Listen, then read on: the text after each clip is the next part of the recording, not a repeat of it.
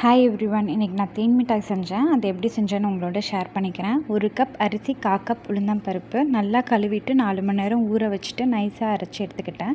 அதோட 1/4 spoon soda மாவு போட்டு நல்லா கலந்து எடுத்துக்கிட்டேன். அதே டைமில் சுகர் சிரப் செஞ்சிடலான்னு 3/4 கப் சுகர், 1 கப் தண்ணி, நல்லா ரொம்ப திக்காக இருக்க வேணாம். ஸோ அந்த சுகர் டைல்யூட் ஆகிற வரைக்கும் அதை மிக்ஸ் பண்ணி காய்ச்சிக்கிட்டால் போதும். ஒரு கம்பி பதம் ரேஞ்சுக்கு வந்தால் போதும். ஸோ அது பண்ணிவிட்டு வச்சுருக்க மிக்சரில் ஒரு பேனில் எண்ணெயை ஊற்றிட்டு அது நல்லா பொரித்து எடுத்துக்கிட்டேன். சோடா மாவு சேர்த்துருக்கிறதால அது நல்லா உப்பி நல்லா பால் ஷேப்பில் மேலே வந்துருச்சு. நான் கலர் பவுட்ரு சேர்க்கல. நீங்கள் வேணால் கலர் பவுட்ரு சேர்த்துக்கோங்க. பிங்க் ஆர் ஆரஞ்சு எது வேணால் சேர்த்துக்கலாம்.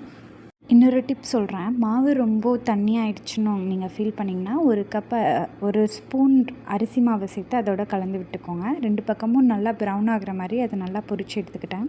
அது எடுத்ததுக்கப்புறம் ஒரு தட்டில் மாற்றிட்டு கொஞ்சம் நேரம் ஆற விட்டுட்டு, சிரப் ரொம்ப திக்காக இருந்துச்சுன்னா அந்த பால்ஸ்குள்ளே அது இறங்காது. ஸோ நான் சொன்ன ரேஷியோலேயே காய்ச்சி எடுத்துக்கோங்க.